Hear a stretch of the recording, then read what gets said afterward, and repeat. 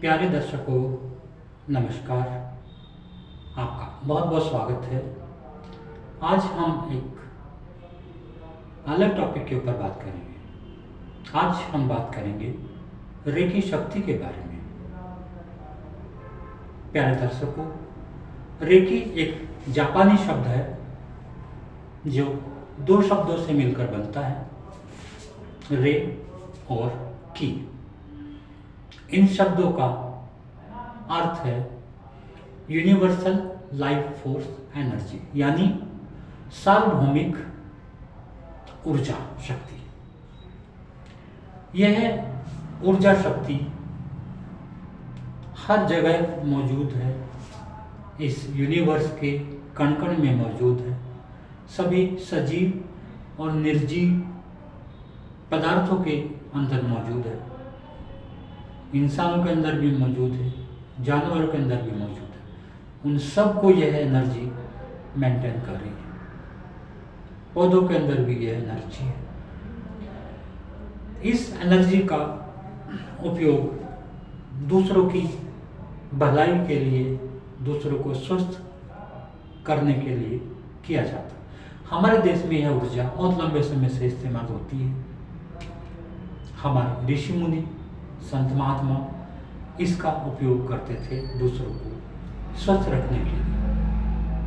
भगवान श्री कृष्ण ने भी इसका उपयोग किया है, श्री राम जी ने भी इसका उपयोग किया है, महात्मा बुद्ध ने इसके उपयोग से बहुत लोगों को स्वस्थ किया है, और यीशु मसीह ने भी इस शक्ति का उपयोग किया है।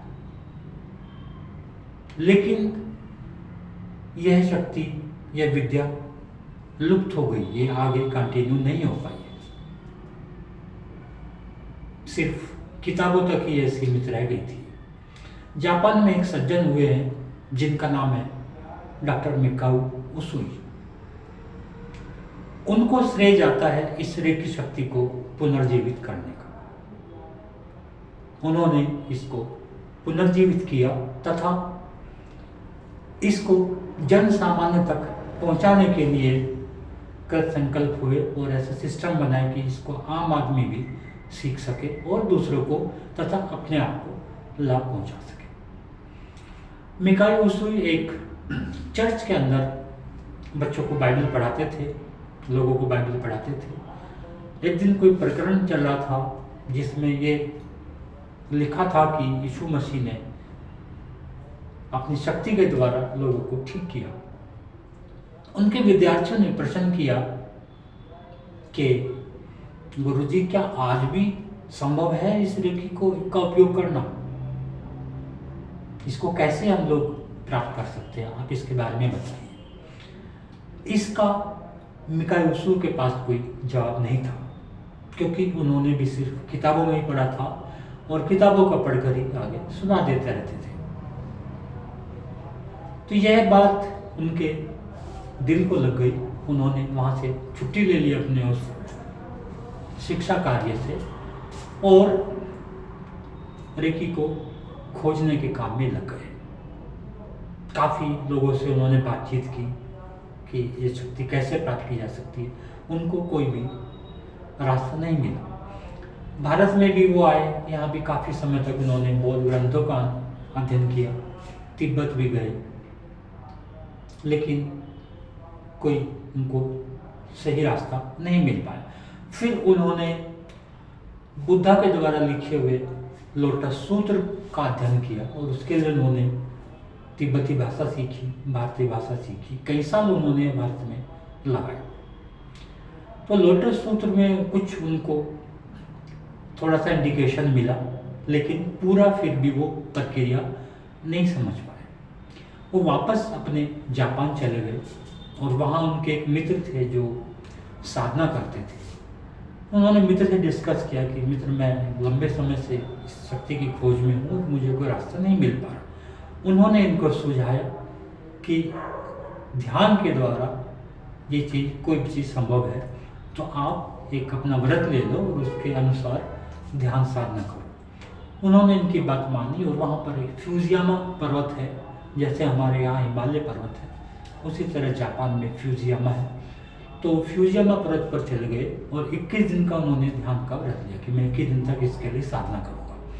लगातार ध्यान में बैठ गए वो, ना कुछ खाया ना कुछ पिया ना हिले।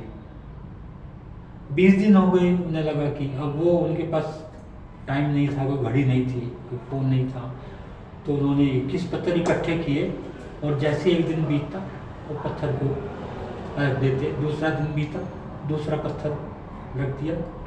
इस तरह करते करते 20 दिन हो गए और कुछ भी उनको बदलाव नहीं लगा। तो उनके मन में भी संशय आने लगा, उसे सबके मन में आ जाता है। फिर भी उन्होंने कहा कि 21 दिन तो मुझको पूरे करने ही है। 21वां दिन शुरू होता है और अचानक एक ऊपर से दिव्य प्रकाश उनके माथे से आगे चक्र से टकराता है और उसके अंदर इतनी जबरदस्त ऊर्जा थी कि उस प्रकाश के प्रहार से वो अचेत हो गए, एक बेहोशी की स्थिति में चले गए। और उसी बेहोशी की स्थिति में या समाधि की स्थिति में उनको लोटस सूत्र दिखने लगे,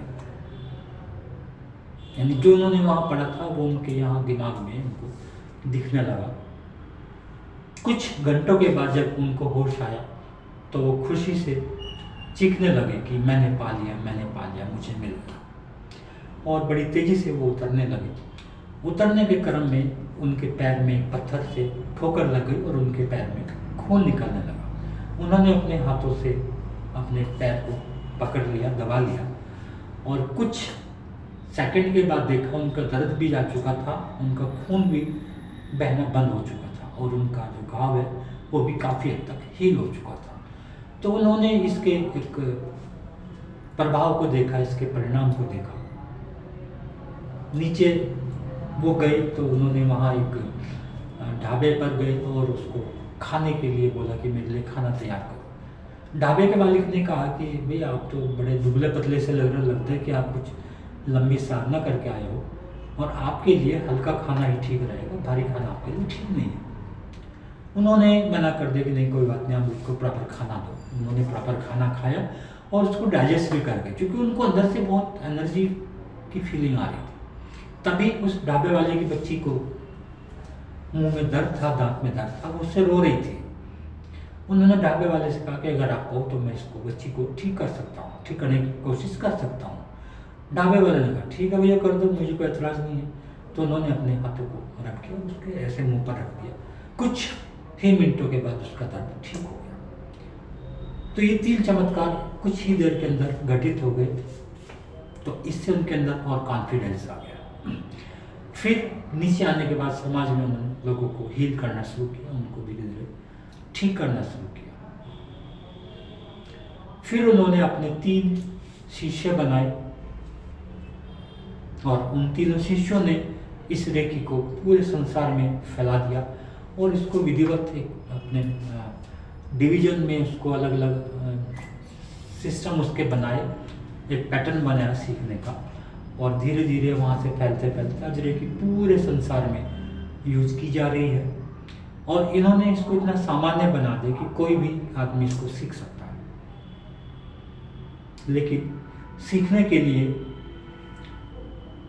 रेकी ग्रैंड मास्टर के पास जाना जरूरी है। रेकी ग्रैंड मास्टर को ये पावर होती है कि वह आगे किसी को रेकी सिखा सकता है, उसको रेकी चैनल बना सकता है। जो लोग रेकी सीखे होते हैं उनको रेकी चैनल कहते हैं। एक शक्तिपात की प्रक्रिया के द्वारा रेकी ग्रैंड मास्टर किसी भी आदमी को चैनलाइज कर सकता है और वो उसको रेकी चैनल बना सकता है। रेकी आज के समय में बहुत उपयोगी सिद्ध हो रही है। आज के समय में जहाँ बहुत सारी साइकोसोमेटिक डिजीजेस डेवलप हो रही हैं, शारीरिक बीमारियां पैदा हो रही हैं, उसमें रेकी का बहुत अच्छा उपयोग है, क्योंकि रेकी एक बीमारी की जड़ के ऊपर काम करती है। रेकी सीखने वाले को रेकी चैनल कहते हैं और रेकी चैनल इस दिव्य ऊर्जा का आह्वान करते हैं तो उनके हाथों के माध्यम से ये रेकी ऊर्जा प्रवाहित होने लगती है और वो इस बीमार के ऊपर हाथों को रखते हैं। तो उसके अंदर यह एनर्जी का फ्लो होने लगता है। बीमार हम क्यों होते हैं, किस लिए होते हैं, इसके लिए हमें अपने शरीर की रचना को समझना पड़ेगा। हमारा शरीर जो स्थूल शरीर है, इसको चलाने के लिए एक सूक्ष्म शरीर उत्तरदायी है। सूक्ष्म शरीर हमारे स्थूल शरीर को कंट्रोल करता है और सूक्ष्म शरीर हमारा ऊर्जा से बना हुआ है। और ऊर्जा के फ्लो के लिए बहुत सारे हमारे शरीर के अंदर चक्र हैं, जिसमें 7 चक्र बहुत मेजर होते हैं, बाकी सैकड़ों चक्र हमारे अंदर हैं। चक्रों को आप ऐसे समझिए कि इलेक्ट्रिसिटी नदी से या बांध से तैयार होती है और वह तारों के माध्यम से बड़े बड़े पावर हाउस में चली जाती है। वहाँ से छोटे छोटे ट्रांसफार्मर्स होते हैं, ट्रांसफार्मर उस इलेक्ट्रिसिटी को ट्रांसफार्म करके शहर के अंदर भेजते हैं। वहाँ से फिर छोटे ट्रांसफार्मर होते हैं, वो इलेक्ट्रिसिटी को कंट्रोल करते हैं और छोटे गांव के अंदर और मोहल्ले के अंदर उसको सप्लाई करते हैं। इसी तरह हमारे शरीर के अंदर भी ये एनर्जी सिस्टम होता है। इन चक्रों का नाम जान लेना। 7 चक्र हमारे मेन है। हमारे सर के ऊपरी भाग में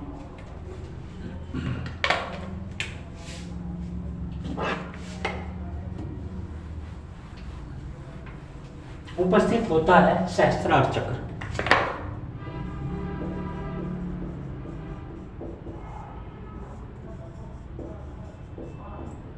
इससे नीचे माथे के बीच में, दोनों आंखों के बीच में होता है आज्ञा चक्र।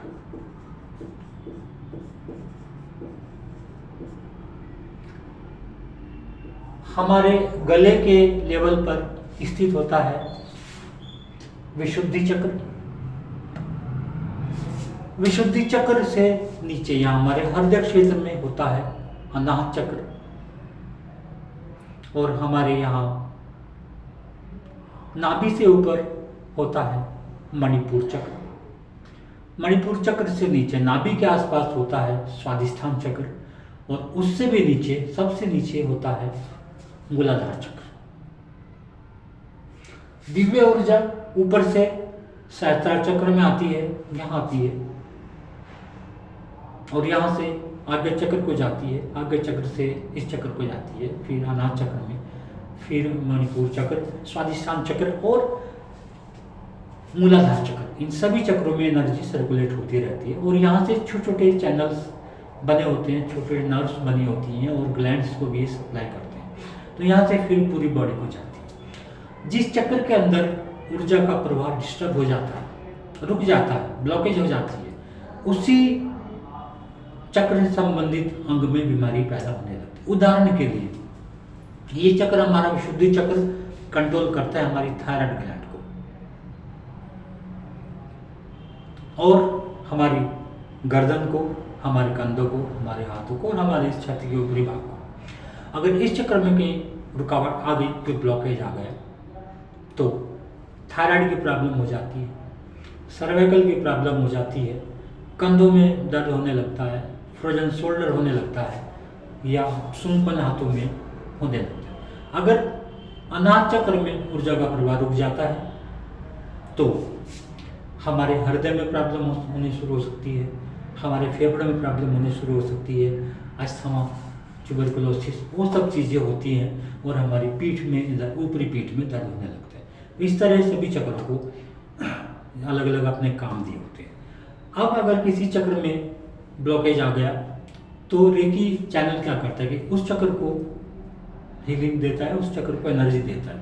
जब उस चक्र में पॉजिटिव एनर्जी जाती है तो वहाँ पर जो नेगेटिव एनर्जी रुकी हुई है, या जो ब्लॉकेज वहाँ बना हुआ एनर्जी के फ्लो का, वह ब्लॉक हट जाता है, और उस एरिया को प्रॉपर एनर्जी मिलने लगती है, और वो हमारा एरिया स्वस्थ हो जाता है। तो इस सिद्धांत पर रेकी हमारी काम करती है। तो ये दोस्तों छोटी सी जानकारी थी रेकी के बारे में, और रेकी कोई भी सीख सकता है। सीखने के लिए रेकी ग्रैंड मास्टर के संपर्क में जाना होता है, और वो आपको शक्तिपात की दे देंगे, और आपको इसका मेथड इसको बता देंगे। उसके लिए थोड़ी सी एनर्जी एक्सचेंज होती है, बहुत नॉमिनल फीस होती है, तो उसको आप देकर सीख सकते हैं। और इसके द्वारा हम अपने आप को स्वस्थ कर सकते हैं, मानसिक रूप से, शारीरिक रूप से स्वस्थ बने रह सकते हैं, अपने परिवारजनों को स्वस्थ कर सकते हैं, अपने आसपास के लोगों को स्वस्थ कर सकते हैं। रेकी में मोस्टली 4 डिग्री होती हैं, first degree, second degree, third degree और grand master degree. First degree में सिर्फ आसपास के लोगों को चिकित्सा की जा सकती है। सेकंड डिग्री में कुछ स्पेशल पावर मिलती हैं, तो हम दूर रहने वाले आदमी को भी हीलिंग भेज सकते हैं। कोई विदेश में रह रहा है तो उसको वहाँ भी हम हील कर सकते हैं। थर्ड डिग्री में और स्पेशल पावर्स मिलती हैं और स्पेशल सिम्बल्स मिलती हैं, उससे पावर और बढ़ जाती है, हीलिंग पावर। और ग्रैंड मास्टर में उसको ये टेक्निक दी जाती है, उसको पावर दी जाती है कि वह और लोगों को रेकी चैनल बना सके। तो इस तरह से 4 इसके स्टेप्स होते हैं। अब छोटा सा एक हम डेमो करते हैं रेकी की किस तरह काम करती है। मतलब मेरे पास ये एक पानी से भरा हुआ ग्लास है और ये मेरे पास पेंडुलम है।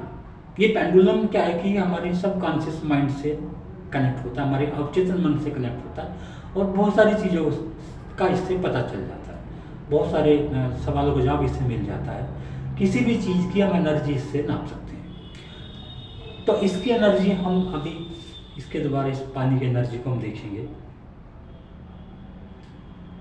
अब ये पेंडुलम हमारा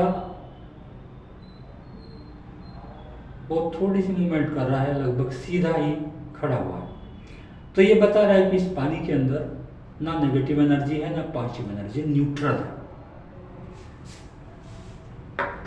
अब जैसे कि मैं ये देखिए चैनल हूँ, तो मैं अपने हाथों को रब करता हूँ और मैं सिर्फ 1 मिनट इस पानी को हीलिंग दूंगा।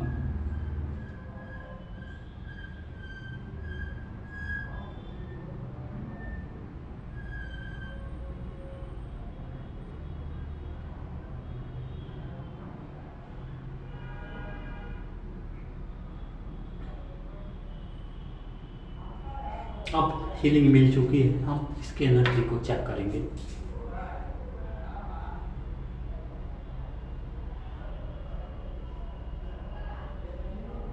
अभी देखिए, अब ये क्लॉकवाइज घूमने लगा है। किसी भी चीज़ में अगर पॉजिटिव एनर्जी होती है तो ये क्लॉकवाइज घूमता है और नेगेटिव एनर्जी होती है तो एंटी क्लॉकवाइज घूमता है। आज मेरे पास सेल नहीं है, सेल से हम इसका एक्सपेरिमेंट करते हैं। तो जिधर उसका प्लस पॉइंट होता है उधर ये क्लॉकवाइज घूमता है, जब हम इसको इधर घुमा देते हैं तो वो एंटी क्लॉकवाइज घूमता है। मेरे पास सेल होता तो मैं आपको डेमो कर देता। अभी दूसरा डेमो हम करते हैं। अभी मैंने अपने हाथों को एनर्जाइज किया है, तो यहाँ का हम एनर्जी लेवल चेक करते हैं। आप देख सकते हैं कि ये क्लॉकवाइज घूम रहा है। अब मैं यहाँ चिकोटी काटता हूँ और अब इसकी एनर्जी चेक करेंगे।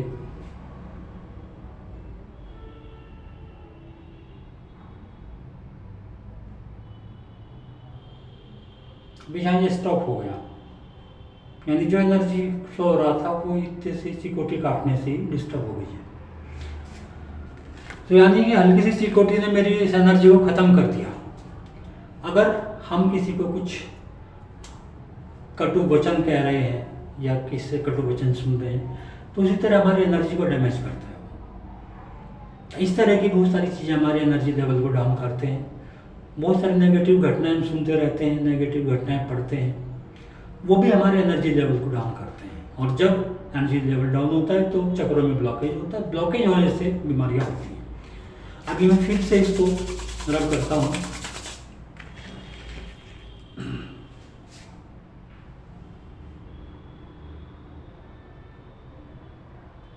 अभी मेरी एनर्जी फिर से वापस आ गई है और बहुत अच्छे से आ रही है।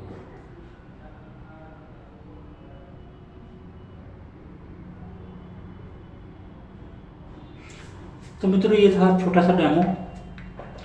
एनर्जी को चेक करने के लिए एक और टेक्निक मौजूद है, उसको बोलते हैं क्रिमलन फोटोग्राफी। क्रिमिनल फोटोग्राफी में क्या करते हैं कि हम फोटो खींचते हैं किसी आदमी का, तो उसका ऑरा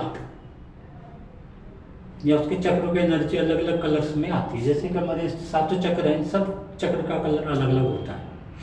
सहस्त्रार चक्र का बैंगनी या पर्पल होता है, आगे चक्र का डीप ब्लू होगा, अनाहत चक्र का ग्रीन होता है और मूलाधार चक्र का रेड होता है।